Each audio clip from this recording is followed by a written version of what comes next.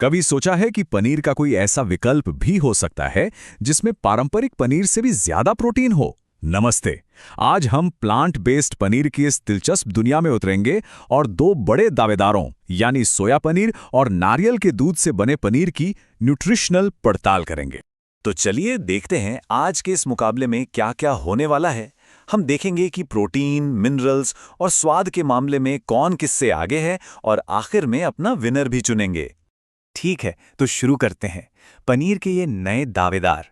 लेकिन सवाल ये है कि डेयरी फ्री पनीर की तलाश हो ही क्यों रही है? आखिर इसकी जरूरत क्या है? तो डेयरी फ्री की आखिर जरूरत क्यों पड़ी? इसकी वजह सच में चौंकाने वाली है।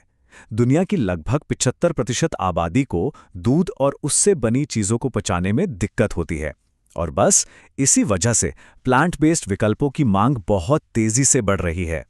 तो किसी भी चीज से तुलना करने से पहले ये समझ लेते हैं कि हमारा असली खिलाड़ी यानी पारंपरिक पनीर है क्या।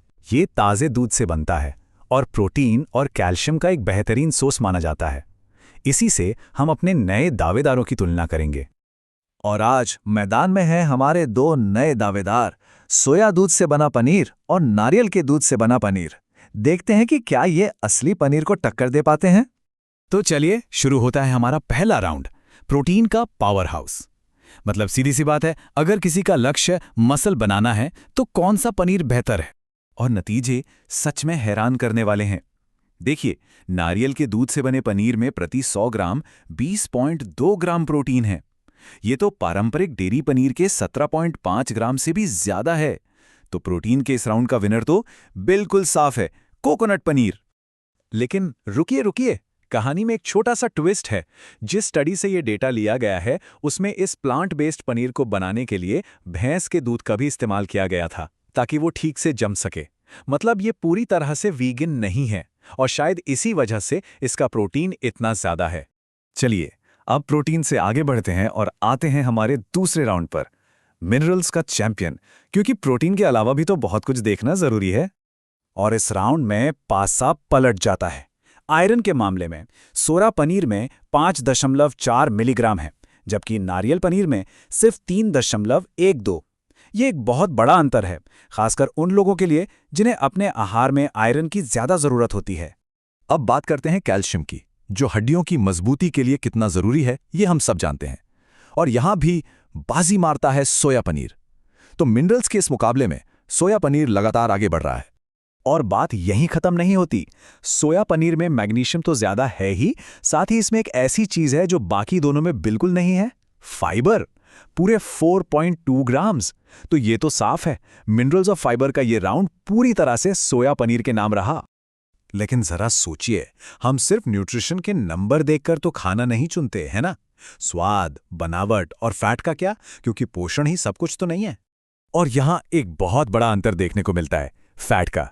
देखिए, नारियल पनीर में सोया पनीर से लगभग 3 गुना ज्यादा फैट है। दूसरी तरफ फाइबर, वो सिर्फ और सिर्फ सोया पनीर में है। तो अगर कोई कम फैट और ज्यादा फाइबर वाला ऑप्शन ढूंढ रहा है तो जवाब एकदम साफ है। लेकिन जब बात ज़ुबान पर आई तो पूरी कहानी ही पलट गई। जब लोगों ने इन दोनों को चखा तो स्वाद, टेक्सचर, फ्लेवर, हर मामले में नारियल पनीर को ज्यादा पसंद किया गया। तो भले ही न्यूट्रिशन के चार्ट पर सोया आगे हो, स्वाद की बाजी तो नारियल पनीर ही ले गया। तो इतनी सारी जानकारी के बाद आखिर असली विजेता कौन है? देखिए, इसका जवाब इस बात पर निर्भर करता है कि किसी की जरूरत क्या है। तो फाइनल फैसला कुछ ऐसा है, अगर किसी को ज्यादा मिनरल्स चाहिए जैसे आयरन, कैल्शियम और साथ में फाइबर भी, तो सोया पनीर एक जबरदस्त चॉइस है। लेकिन अगर किसी का गोल ज्यादा प्रोटीन और बेहतर स्वाद है तो फिर कोकोनट पनीर चुनना बेहतर रहेगा।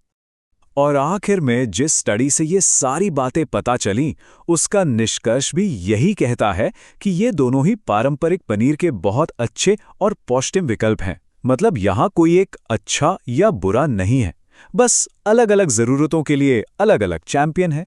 और ये हमें एक बहुत ही दिलचस्प सवाल पर लाकर छोड़ता है। जैसे जैसे हम सब अपनी खास जरूरतों के हिसाब से अपने खाने को चुन रहे हैं, तो जरा सोचिए, एक आइडियल, एक परफेक्ट खाना आखिर दिखेगा कैसा? ये सोचने वाली बात है ना?